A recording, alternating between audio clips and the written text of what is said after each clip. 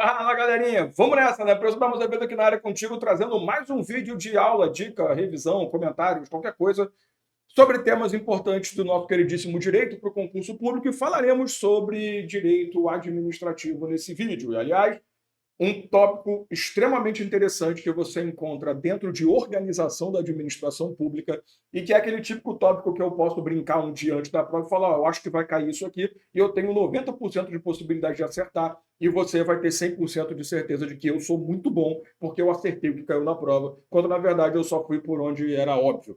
Mas, sério, isso aqui é um assunto muito cobrado, principalmente por bancas gigantescas como a FGV. Tá? Então esse assunto aqui ele é bem legal, ele pode ser explorado de uma forma bem leve, assim como também no caso da FGV, por exemplo, pode ser explorado de uma forma extremamente pesada. Vamos falar sobre técnicas administrativas. Se você não conhece com esse nome, não tem problema. Descentralização e desconcentração administrativa também é uma forma que você pode encontrar esse tópico, tá? Então, antes de tudo, para você dar uma azevedo para você que não me conhece, para você que conhece, o nome não muda, então não vai mudar nada a falar também. Se você está inscrito ou inscrita no canal, muito obrigado, obrigado pela manutenção da sua existência junto comigo nesses últimos 736 anos de YouTube. Se você não está inscrito ou inscrita ainda, escreve aí rapidinho, dá aquele likezinho maroto, compartilha esse vídeo aí com quem você acha que não merece ter uma aula decente. E não esquece de ativar a notificação, porque todo dia está saindo vídeo aqui, pelo menos dias úteis, né? Também não exagera, não. Está saindo vídeo legal aqui no meu canal, sempre trazendo bastante conteúdo para você. E depois comenta no final da aula aí, poxa, achei legal, poxa, obrigado, Dalmo, entendi, cara, esclareceu. Poxa, Dalmo, obrigado, você dificultou mais ainda uma coisa que já era difícil. Essa é a ideia. Tamo junto? Vamos nessa? Direito administrativo é o nosso tópico de hoje. Falaremos sobre as tais técnicas administrativas. Você sabe melhor do que eu que quando você está estudando organização da administração pública, você passa a conhecer aquela estrutura em que nós temos a administração pública direta e a indireta. Eu não vou passar por aqui, eu preciso que você já entenda isso muito bem. União, Estados, DF, municípios, autarquias, fundações públicas, sociedade de economia mista, empresas públicas, as tais empresas estatais. Você sabe muito bem que a Constituição Federal ela estabelece, isso não acontece em todo edital, mas é bom você saber isso pelo menos minimamente, ela estabelece que União, Estados, DF, municípios, eles possuem certas obrigações que eles precisam oferecer para a sociedade. Tanto que você estuda ali a organização político-administrativa do Estado, a partir do artigo 21 em relação à competência, você passa a ver, olha, compete à União fazer tal coisa, compete ao Estado legislar sobre tal coisa, se bem que o Estado quase não aparece, compete ao município fazer tal coisa. Então é legal que a própria Constituição, ela pega esses caras e fala assim, ó, você tem um monte de coisa para fazer, querido. Você tem um monte de obrigação pela frente. Competência pra caceta. Coloca isso em prática, tá? Só que aí, cara, a gente quer não só que o Estado ofereça um monte de coisa pra gente, um monte de serviço, mas que ofereça com qualidade. Também não adianta nada você pegar o Estado e falar, você vai fazer isso, e ele faz aquele monte de coisa tudo errado, sabe? Mas a ideia basicamente é você ter que entender que, cara, não tem como você oferecer com qualidade todo tipo de serviço quando você faz tudo ao mesmo tempo. Então, às vezes, vou pegar a União como exemplo, a União pode olhar e falar assim, cara, essa porra de previdência é chato, sabe previdência social? Sabe seguridade social? Meu Deus, é um saco. É muita coisa, é muito detalhe. É mais fácil eu criar uma nova pessoa jurídica, entregar na mão dessa pessoa jurídica e falar, toma, o filho é teu, cuida. Eu tô aqui, porque ó, não se esqueça que a Constituição falou que eu sou responsável por isso. Só que eu criei uma pessoa jurídica para me representar, para fazer aquilo por mim, eu fico só de olho. Se começar a fazer cagada, eu vou atrás. Se não, deixo quieto. Vamos embora. Eu vou ter que regulamentar, vou ter que criar lei, porque somente a administração direta tem um poder político, né? Tem um poder de edição de lei, então essa entidade vai depender de mim pra caramba, mas na hora de prestar o serviço, de fazer fiscalização, sei lá, deixa essa caceta com outra pessoa.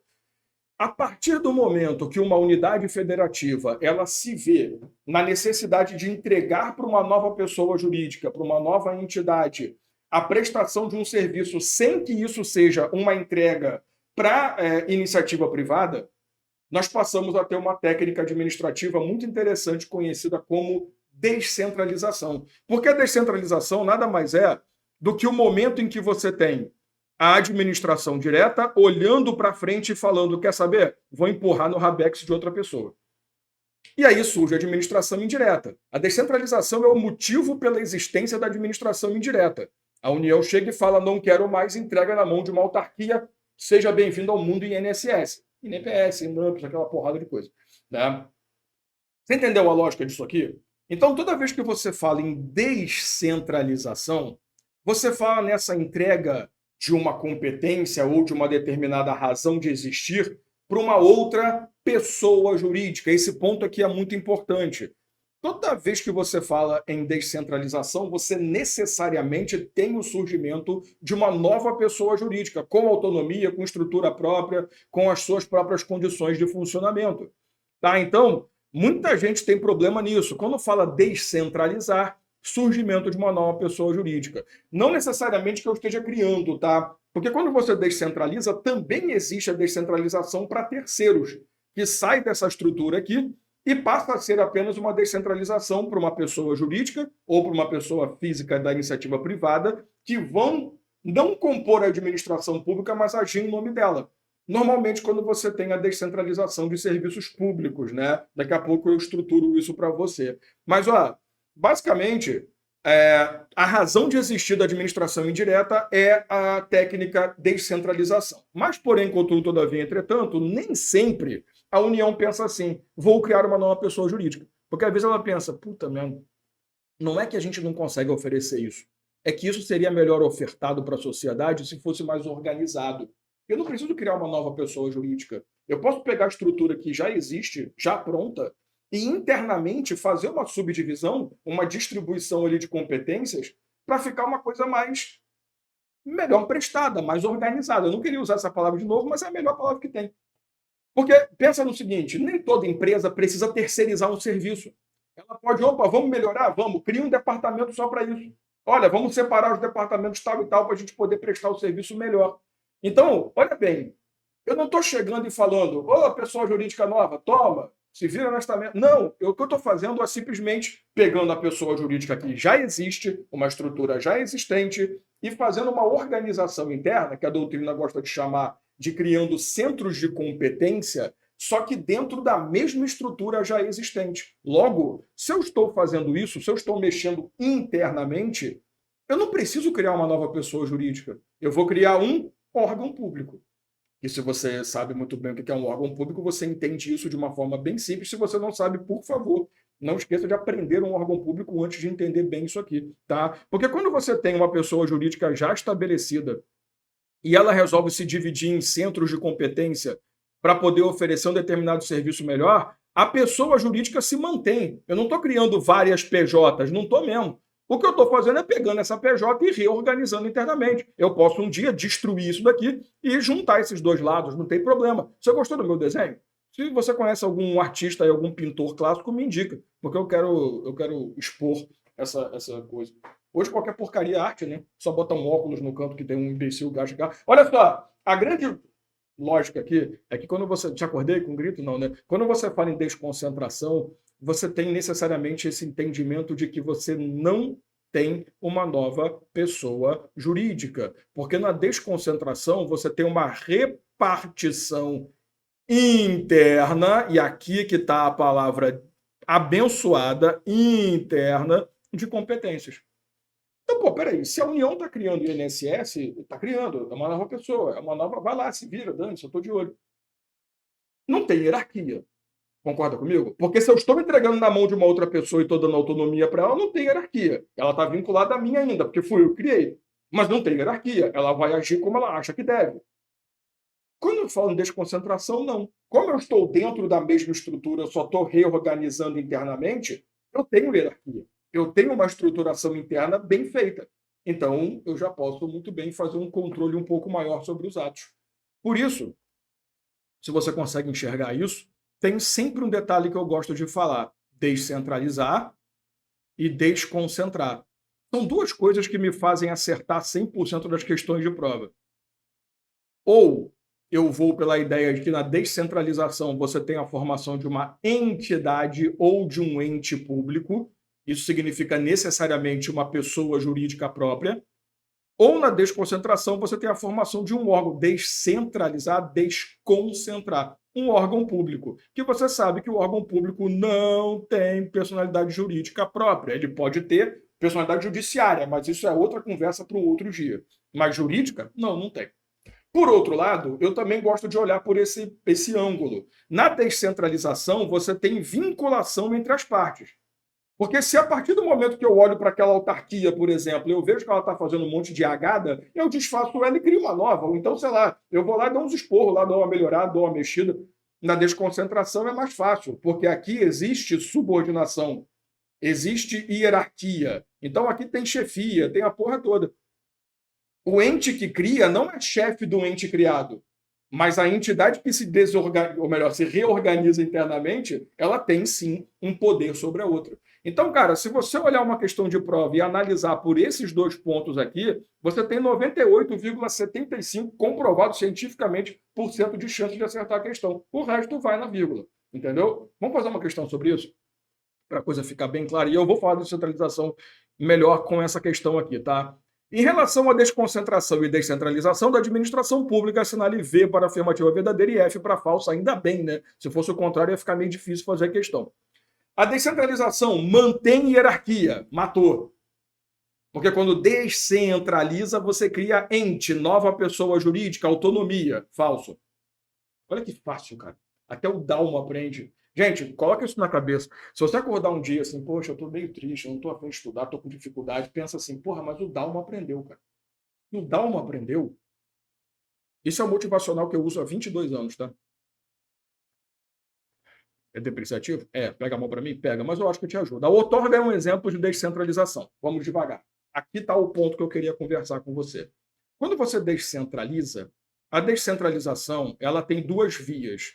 A via que você estuda em organização da administração pública se chama descentralização por outorga, ou outorga legal, chame você como quiser, ou descentralização por serviço. Quando você vai para serviços públicos, você aprende a descentralização por delegação ou descentralização por colaboração. Qual é a diferença entre os dois? Na descentralização por outorga, você entrega titularidade, então aquela entidade passa a ser a titular daquele assunto, daquele tópico, daquela cadeira, e também você entrega a execução, porque não só ela é titular, é quem manda, como também é quem executa. Olha o INSS. Quando você pensa em previdência e seguridade social de forma mais geral, você pensa no INSS, dificilmente você pensa na União. Porque a cara da seguridade é o INSS, concorda? Ele é titular e ele executa. Quando você delega, que aqui é serviço público, é terceiro, é pessoa que não compõe a administração, por isso que você não estuda isso em organização administrativa, só esse conceito está tudo certo, você só transfere a execução, porque o titular continua sendo o Estado. Claro que na responsabilidade civil, concessionária se torna responsável, mas o Estado é o titular de tudo. Ele ainda é o obrigado a prestar o serviço de transporte público coletivo, por mais que ele tenha descentralizado para uma empresa privada. Tá legal? Então, sim, a descentralização por outorga é um exemplo. Assim como também seria por serviço, seria por delegação. Então, aqui, verdadeiro. A desconcentração pode ocorrer tanto na administração direta como na indireta. Perfeito, isso aqui é outro ponto também muito explorado em prova, tá? Eu falei para você que a descentralização é uma consequência natural para a existência da administração indireta. Então, pela lógica, a administração indireta não descentraliza por outorga, ela não cria, até porque descentralização por outorga depende de lei. E só quem pode editar a lei é a administração direta. Isso é um entendimento mais tradicional, tá? Aliás, o majoritário, né? Porém, quando você desconcentra, é uma questão de organização. Então, nada impede que a desconcentração aconteça tanto na administração direta quanto na indireta. Você entendeu a lógica? Então, só quem pode descentralizar, em regra, fora algumas exceções óbvias, é a administração direta. Porém, a desconcentração acontece dos dois lados. Perfeito. Deus abençoe. É isso. Falso, verdadeiro, verdadeiro. Temos gabaritos?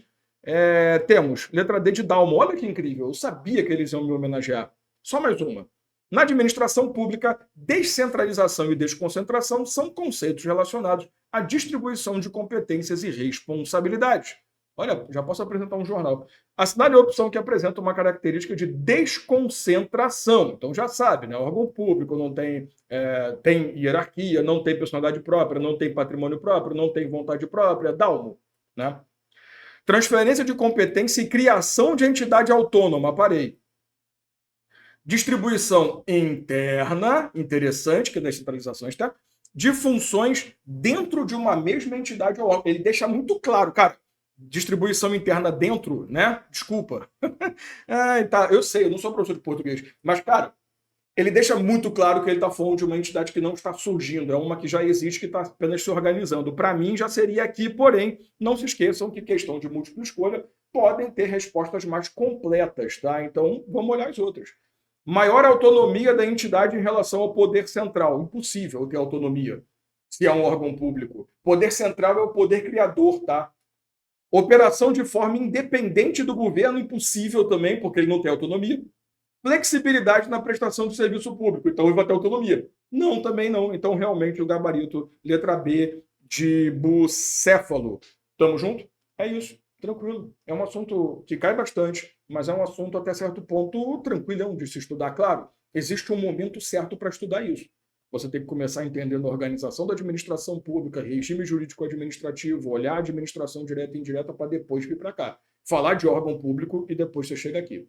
Tá? Por isso que no meu programa eu sempre faço tudo montadinho. O programa CSM Carreiras, que é o meu programa de longo prazo, né? A gente fica um ano ali porrando, fazendo um monte de concurso e passando num monte de concurso, é a parte mais legal. Existe toda uma estrutura lógica que eu monto na minha disciplina e todos os professores e professoras montam, entendendo que o aprendizado é uma progressão, não é simplesmente sair tacando um monte de aula um atrás do outro. Então, o programa CSM Carreiras segue exatamente essa estrutura. Você só assistiria essa aula se estivesse no momento certo para entender todos os pontos que eu falei aqui. Então, se você teve alguma dificuldade, é porque faltou algum conceito anterior para que você tenha mais facilidade de entender esse assunto. Depois você fala aí no comentário o que você achou, foi legal, como é que foi aí esse rendimento. O programa CSM MPU também segue a mesma estrutura, só que aí não é um programa a longo prazo, é um programa exclusivo para o Ministério Público da União. A gente está com bastante aluno aí, bastante gente entrou e está estudando já, se preparando e vai arrebentar nessa prova, eu tenho certeza. Tamo junto. Beijo no coração, meu povo. Obrigado pela paciência, obrigado aí pela sua participação. A gente se vê no próximo vídeo.